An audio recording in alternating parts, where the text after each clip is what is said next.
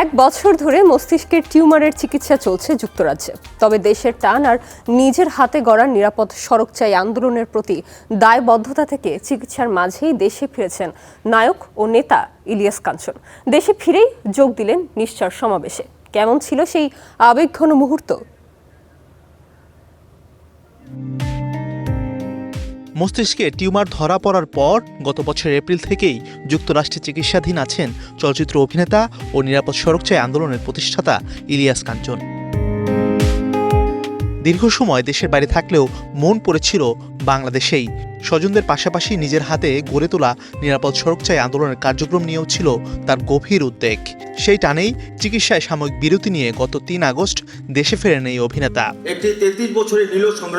দেশে ফিরে রাজধানীর বাংলাদেশ শিল্পকলা একাডেমিতে আয়োজিত নিরাপদ সড়ক চাইয়ের ১১তম মহাসমাবেশে আজ যোগ দিয়েছেন ইলিয়াস কাঞ্চন।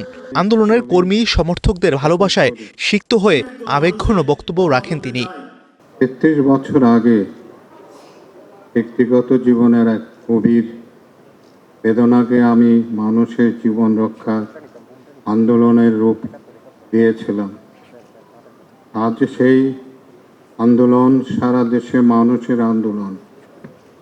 এটি আর ইলিয়াস কাঞ্চনের আন্দোলন নয়, এটি মানুষের আন্দোলন। আমি বর্তমানে শারীরিকভাবে অসুস্থ। দেশবাসীর কাছে আমার জন্য আন্তরিক দোয়া কামনা করছি। অনুষ্ঠানে প্রধান অতিথি হিসেবে উপস্থিত ছিলেন সংস্কৃতি মন্ত্রী নিতাই রায়চৌধুরী। নিরাপদ সড়ক গড়তে ইলিয়াস কাঞ্চনের দীর্ঘদিনের অবদানের প্রশংসা করেন তিনি। সংগতি সম্পন্ন মানুষ আছেন এবং তার স্ত্রী এই সড়ক দুর্ঘটনায় মারা গেল। সেখান থেকে উপলব্ধি আসলো যে যদি আমার স্ত্রী, উনি তো বিলাসবহুল গাড়িতে চড়তে পারতেন বা চড়েছেন, কিন্তু সেই বিলাসবহুল গাড়ি তাকে রক্ষা করতে পারেনি। এরকম অনেকে এরকম হয়েছে। আমাদের ঠিক তেমনি আজকে যদি সড়ক দুর্ঘটনা থাকে তাহলে তো আমার সন্তানও মারা যেতে পারে, আপনার সন্তানও মারা যেতে পারে। তাহলে মানুষের অধিকারটা কোথায়? অতএব এটা একটি অত্যন্ত উন্নত মানের সামাজিক আন্দোলন।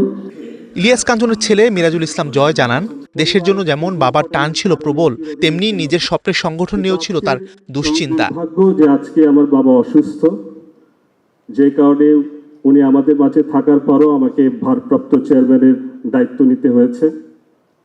আশা করি ওনার দোয়া যদি আমাদের সাথে থাকে, উনি যেই স্বপ্ন দেখেছে এই বাংলাদেশকে নিয়ে, এই বাংলাদেশের সড়ককে নিরাপদ করার জন্য যে স্বপ্ন উনি দেখেছেন, সেটা আমরা সবাই মিলে আমরা একদিন বাস্তবায়ন করব। আগামী ১২ আগস্ট সকালে আবারও লন্ডনের উদ্দেশ্যে দেশ ছাড়বেন ইলিয়াস কাঞ্চন। সঙ্গে থাকবেন তার স্ত্রী ও জামাতা আরিফুল ইসলাম। লন্ডনে পৌঁছে ১ সপ্তাহ বিশ্রামের পর শুরু হবে চিকিৎসার পরবর্তী ধাপ। প্রয়োজনীয় পরীক্ষা নিরীক্ষার ভিত্তিতে নির্ধারণ করা হবে তার পরবর্তী চিকিৎসার পরিকল্পনা। Mazharul Tamim, star entertainment.